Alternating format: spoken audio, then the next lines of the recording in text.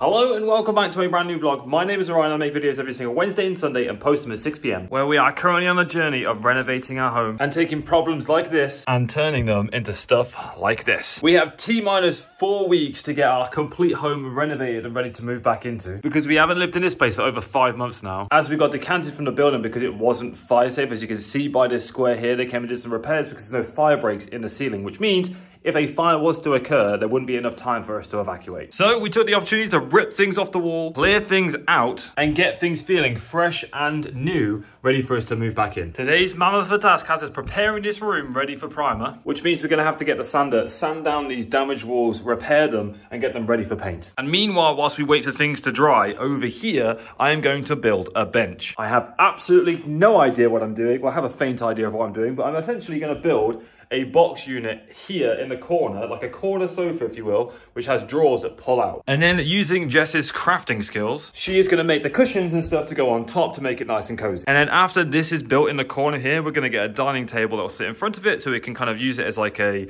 dining corner. Essentially taking my snug idea from the bedroom and putting it in the lounge. All right, with our projects in mind, let's get to work. First thing we need to do is make sure we scrape off any excess paint that was there before. Now my goal here isn't to peel this off like, you know, wallpaper or anything like that. It's actually just smooth it down so I can sand it and get this to be as smooth as possible. Because I could very easily stick this underneath and look, still start peeling it off like that. We don't really want that, otherwise I'll be here all day basically taking the whole wall off. And then it's just sanding it down.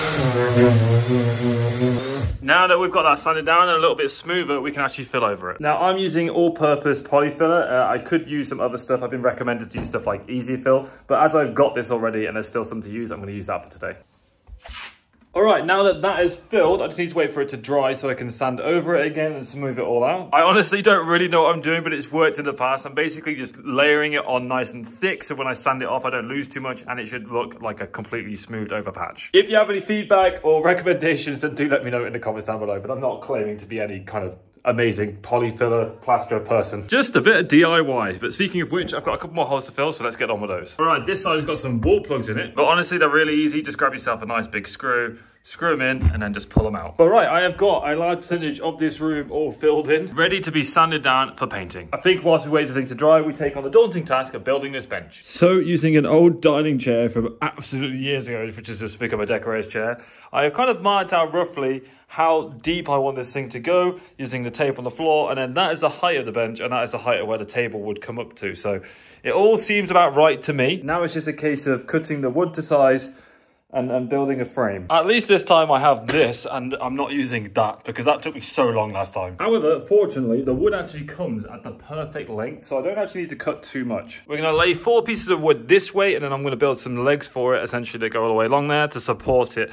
lengthways. Now there are absolutely several different ways that I could build this bench, but because I don't think there's gonna be that much weight sitting on it at any given time, I don't really think I need to worry too much about load. If weight was going to be a bit more of an issue, I probably wouldn't go so long this way and I'd build lots of squares going down there and then strut them all together, but I think this is going to be fine. And learning from the backboard that I actually made earlier, I'm going to save myself the stress of dealing with a skirting board and just take the thing off the wall. So using a standing knife, we're going to score down the side here and then with some gentle persuasion, we're going to pull it off. Well, that is one skirting board lifted off the wall. And we'll put this to one side because I'll be using it later. Now all we need to do is cut some timber so we can tie the frame together. Like that. And we're starting to get an idea of how this is going to come together. Now I'm thinking, I've currently got 3 in the middle. I might put 1 there and 1 more there, so I might get an extra piece of wood just to tie it together. But as you can see by the stud buddy on the wall, what I'm going to do is once I've built the frame, I'm going to tie it to the wall by drilling straight into a stud. That way it ain't going nowhere. All right, this is looking much better. Let's get it screwed together. Which is going quite well. I've got most of it screwed together now. I'm just doing the last piece. But because of the warped wood and stuff like that, I need to kind of hold it in that place there, but I don't have this isn't doing the job. So as this is framed, what I'm going to do is I'm just going to use this piece of MDF here just to hold it in place. And with a little bit of forceful persuasion, I've now got this piece of wood flush so I can draw my pilot holes into here. Pretty sure I learned that somewhere on TikTok or something, but it seems to work a treat. A few screws later, we have a very, very sturdy base to build off of. Now, if it wasn't obvious, I need to do that again. And as if by magic, another one has appeared. I really do wish there was some magic to make that quicker, because that took me about half an hour. It's like having to reload a gun. I got to get a drill bit out, then I've got to get the screw bit, and then I've got to do this, the screw in.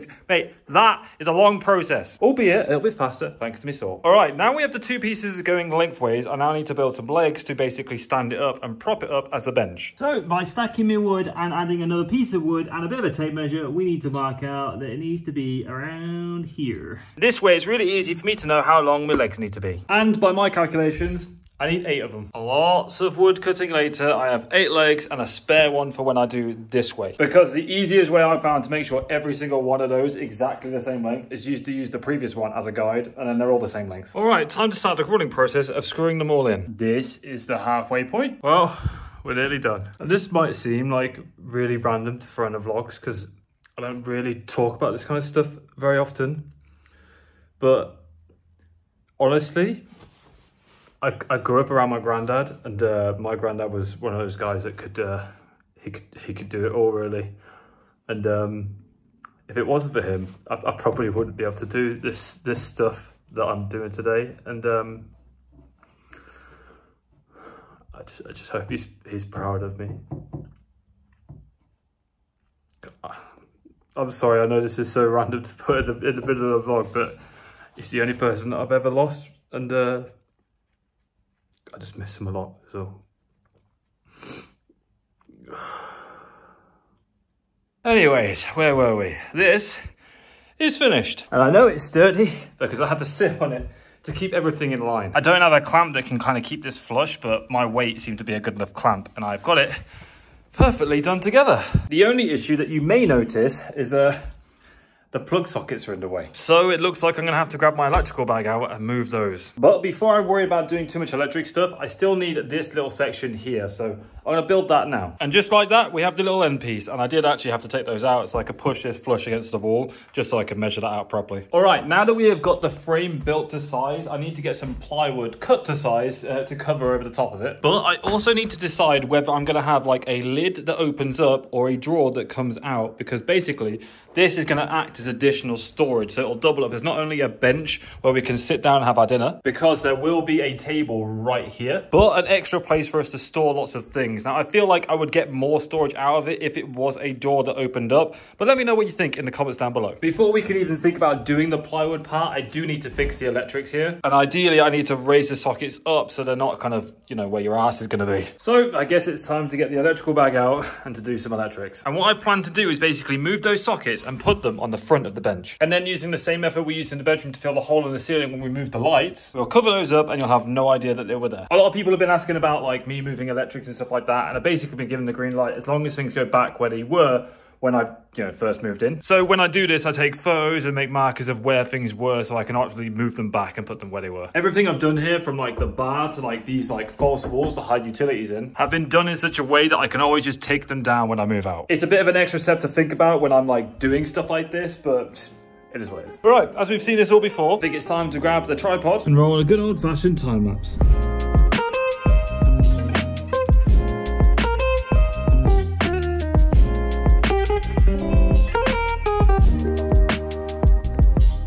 Alrighty, after a little bit of cleaning, we have finally got this all sorted. I really need to bring a Hoover in here, but I've got this all covered up now. I think it might need another coat. I actually found a bigger like trowel actually to smooth this out because it was a bit of a pain, but we got there. And thanks to a hole that was already there, I can actually run 2 cables out now, so I can put 2 sockets on the front of here. When all of the you know, like the plastering work is like dried out and I can sand it all down, then we'll tidy this bit up down here. But for now, it's just a case of waiting for it to dry. And in the meantime, planning what I want to do with the rest of the bench, because I have obviously mentioned the storage situation, and I am actually leaning more towards a door that opens up like this because I've got a lot more storage space in there, and I think I might put all my tools in there, to be honest. But one thing I am thinking more and more about is as you sit on this, I don't want it necessarily to be against a flat wall or just a plain wall here either. And as I do still have some panels, I was actually thinking about like paneling all the way across here. So rather than doing a decorative molding like this where there's like big gaps, I'm considering stacking them all together like that, but I feel like that's going to cost a lot. I'm going to have to run it obviously from here all the way around, and it's going to have to go across the bar as well, otherwise it'll just look weird. But if I do it at a slight angle, it'll make it a bit more comfortable to sit on. But I'm kind of experimenting with all ideas of how I could do it. Maybe I could do it sideways or like this way instead, so it'd be like long panels that go left to right, something a little bit different. I'm not really sure. I need to do some Googling and maybe like browse on Pinterest or something like that, get some inspiration as to what we can do with our space.